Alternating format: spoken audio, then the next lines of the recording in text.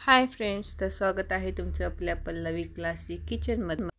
तर आज आपण बनवणार आहे पनीर मसाला। ठीक आहे, तर त्याच्यासाठी इथं मी घेतलेलं आहे तूप। तुम्ही बटर पण यूज करू शकता। आता तूप कशासाठी घेतले ते व्हिडिओमध्ये पुढे पहा। ठीक आहे, तर मीडियम साईजचे 3 ते 4 कांदे घ्यायचे आणि तेवढेच टोमॅटो पण, आणि हे आपल्याला तुपामध्ये फ्राय करायचे। जास्त कलर वगैरे नाही येऊन द्यायचं त्याला।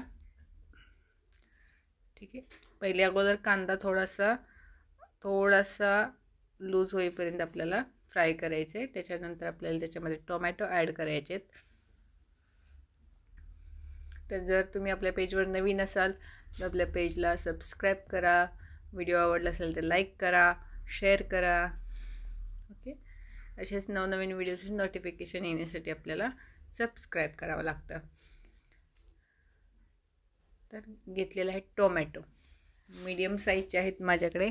जर तुमच्याकडे मोठे साईज असेल तर तुम्ही 2-3 टोमॅटो घेऊ शकता। इथे मी 4 टोमॅटो, 4 मीडियम साईजचे कांदे असे घेतलेले आहेत। आणि आपण पनीर त्याच्यासाठी घेणार आहे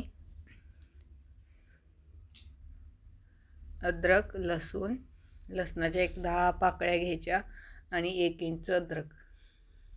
ठीक आहे, तर हे आपल्याला सर्व पाण्यामध्ये शिजवून घ्यायचे पूर्ण। ठीक आहे, तर इथं आपल्याला हे काजू घेतलेले आहेत मी, 10 काजू घ्यायचे आणि थोडंसं कोमट पाणी करायचं आणि त्याच्यामध्ये 10 ते 15 मिनटं भिजत ठेवायचे। ठीक आहे, ज्यावेळेस आपण कांदा आणि टोमॅटो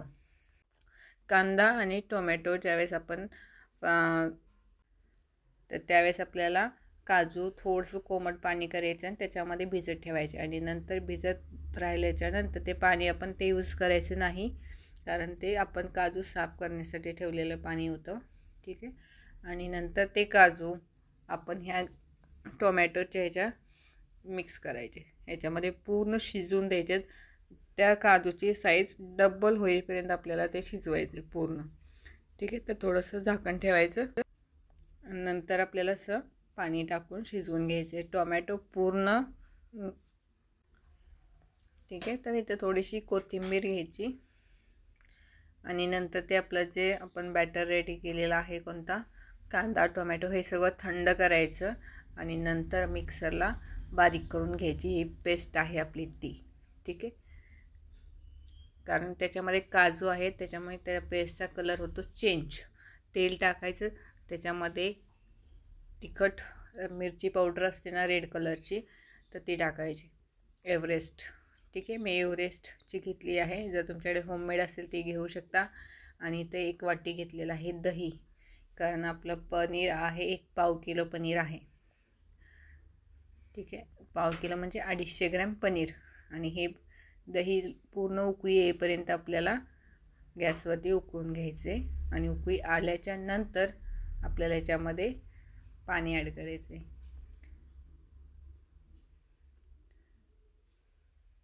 खूप छान टेस्ट लागते, हॉटेल स्टाईल एकदम। तुम्ही जर ह्या पद्धतीने बनवली रेसिपी तर हॉटेलला जाणारच नाही। ओके, तर इथं जसजशी उकळी येईल तसं थोडंसं मिक्स करायचं। हा सिलिकॉनचा स्पॅच्युला आहे, तर याने काय होतं, वेस्टेज आपलं काही जात नाही, कारण सर्व ते काढून घेतं।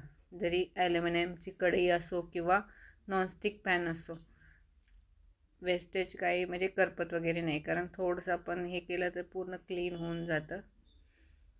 हे पाणी तुम्ही गरम करून पण घेऊ शकता पाणी। आणि जो आपण मिक्सरला मसाला बारीक करतो ना, तर तो मसाला काय करायचं, गाळून घ्यायचा। गाळून घेतल्याने काय होतं, जर त्याच्यामध्ये काजूचे वगैरे तुकडे असतील, तुम्हाला त्याच्यामध्ये गरम मसाला ॲड करायचा असेल, तो पण गरम म्हणजे कोणता, खडा मसाला। इथं मी एव्हरेस्टचा शाही पनीर मसाला घेतलेला आहे, त्याच्याऐवजी तुम्ही खडा मसाला पण यूज करू शकता। म्हणजे कसं, ज्यावेळेस आपण कांदा टोमॅटो भाजून घेतो त्याच वेळेस त्याच्यामध्ये 1 तेजपत्ता, दालचिनी, जायपत्री आणि वेलची, असे जे खडे मसाले असतात ना, 10 रुपयाच्या पॅकेटमध्ये सगळे भेटतात, ते पूर्ण आपण घेऊ शकतो। पण ते प्रॉपर बारीक झाले पाहिजेत, तर तुम्ही जर तुमचा मिक्सर वगैरे चांगलं काम करत असेल तर ते घेऊ शकता, नाहीतर ऑप्शनल आहे, त्याच्या जागी आपण हा शाही पनीर मसाला यूज करू शकतो. ठीक आहे. आणि आपल्या ह्या ग्रेव्हीला उकळी आल्याच्या नंतर आपल्याला पनीरचे पीसेस ॲड करायचे. फक्त ग्रेव्हीला उकळी आल्याच्या नंतर आपल्याला पनीरचे पीसेस ह्याच्यामध्ये आपल्याला ॲड करायचे, कारण पनीरचे पीसेस आपल्याला काही भाजायचे नाहीत, काय नाही. आपण बनवत आहे पनीर मसाला. ठीक आहे.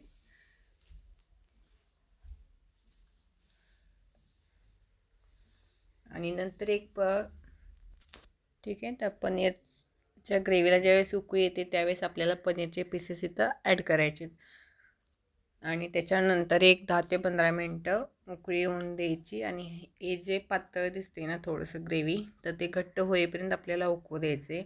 आणि लास्टला आपल्याला त्याच्यामध्ये ॲड करायचे.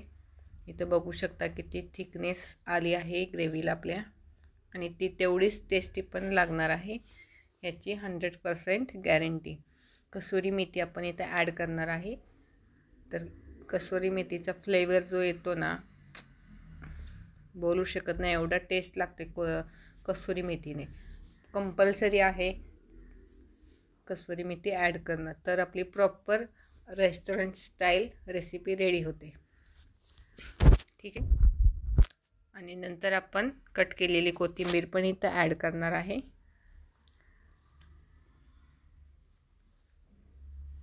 असं थिकनेस आपल्या ग्रेव्हीला आला पाहिजे.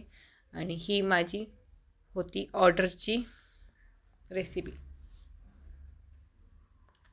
म्हणजे ह्या भाजीची ऑर्डर होती, ऑर्डरसाठी स्पेशली बनवली होती.